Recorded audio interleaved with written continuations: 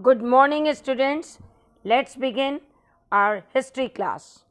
Today, in continuation of my fourth video, NCRT book Themes in World History, Class 11 and Chapter 2, Writing and City Life. Today, I'll begin page number 39 and topic Life in the City. We start with the topic Life in the City of Ur. In Mesopotamian society, the nuclear family was the norm. When we talk about a nuclear family, it is comprises a man, his wife and children. Although a married son and his family often resided with his parents, the father was the head of the family. We know a little about the procedures for marriage. A declaration was made about the willingness to marry by the bride's parent. When the wedding took place, gifts were exchanged by both parties, who ate together and made offerings in a temple. Ur was one of the earliest cities to have been excavated in Mesopotamia. Narrow, winding streets indicate that wheeled carts could not have reached many of the houses. Sacks of grain and firewood would have arrived on donkey back.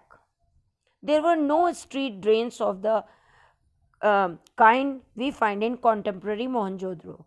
Drains and clay pipes were instead found in inner courtyard of Ur houses, and it is thought that the house roof sloped inwards and rainwater was channeled via the drain pipes into sumps in the inner courtyard. So, this is how they collect water.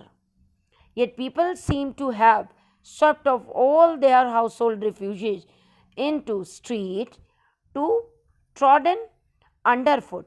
This made street level rise, and over time, the threshold of houses had also to be raised so that no mud would flow inside after the rains.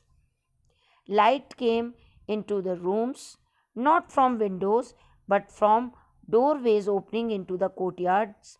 This would also have given families their privacy. There were superstitions about house recorded in Oman tablets at Ur, or as the threshold brought wealth. When you have threshold, you brought wealth. A front door that did not open towards another house was lucky. If the main wooden door of a house opened outward instead of inward, the wife would be a torment or to the husband. These are some superstitions about their living manner.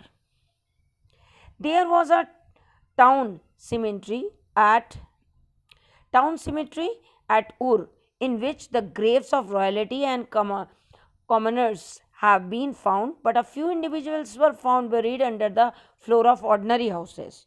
Dead bodies of royal family were buried with jewelry, gold vessel, wooden musical instrument inlaid with white shell, and labzi and ceremonial daggers of gold, etc., which show that the person took wealth along with him, but common people not. A trading town in a pastoral zone, life in the city of Mari. Just now we have discussed the family composition and living standard of Ur city. Now we are going to see trading town of in a pastoral zone, life in the city of Mari. After 2000 BCE, the royal capital of Mari flourished. Mari stand not on the southern plain with its high productive agriculture, but much further upstream on the Euphrates. Very agriculture Here agriculture and animal rearing were carried out close to each other in this region. Herders need to exchange young animal, cheese, leather, meat in return for grain, metal, tools. They give the animal cheese, leather and meat, and what they get in return? Grain, metal, tools, etc. And the manure of a pent flock is also of a great use of farmer. Yet at the same time, there may be a conflict between the regions. In Mesopotamian nomadic community of the western desert filtered into the prosperous agriculture heartland. shepherds would bring their flocks into the sown area in the summer. Such group would come in a herders, harvest, laborers, hired soldiers, occasionally become prosperous. A few gained the power to establish their own rule. These included the Akkadians, Amorites, Assyrians, and Armenians. The king of Mari, however, had to be vigilant. Herders of various tribes were allowed to move in kingdom, but they were watched. The campus of herder were mentioned frequently in letters between king and official. In one letter, an officer writes to the king that he has been seen frequent fire signals at night spent by one camp to another, and he suspects that a raid or an attack is being planned. Located on Euphrates in a prime position for trade in wood, copper, tin, oil, wine, and various other goods that were carried in boats along the Euphrates between the south and the mineral rich upland of Turkey, Syria, and Lebanon. Boats carrying grinding stone, wood, and wine and oil jars would stop would stop at Mari on their way to southern cities. Officers of this town would go abroad, inspect the cargo, and leave a charge of about one tenth the value of the goods before allowing the boat to continue downstream. So this is how they charge the tax or something. Thus, although the kingdom of Mari was not militarily strong, but it was exceptionally prosperous. So Mari considered to be a very prosperous place as they are involved in export and import. Cities in Mesopotamia culture. Mesopotamia's valued city life in which people of many communities and culture lived side by side. After cities were destroyed in war, they were called them in poetry. The most poignant reminder to us the pride Mesopotamians look in their cities comes at the end of Gilgamesh epic, which was written on 12 tablets. The legacy of writing, science, and technology in Mesopotamia.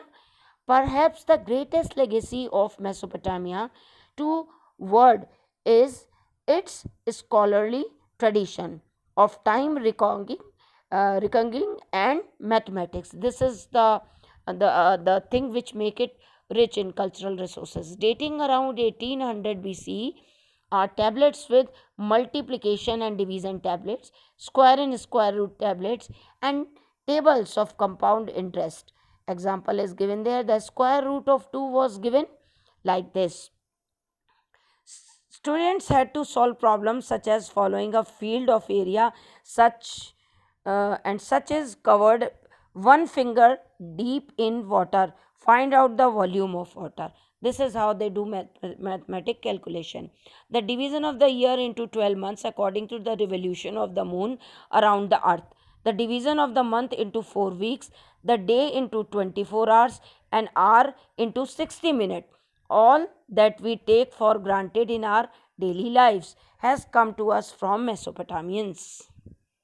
Whenever solar and lunar eclipse were observed, their occurrence was noted according to the year, month, and day.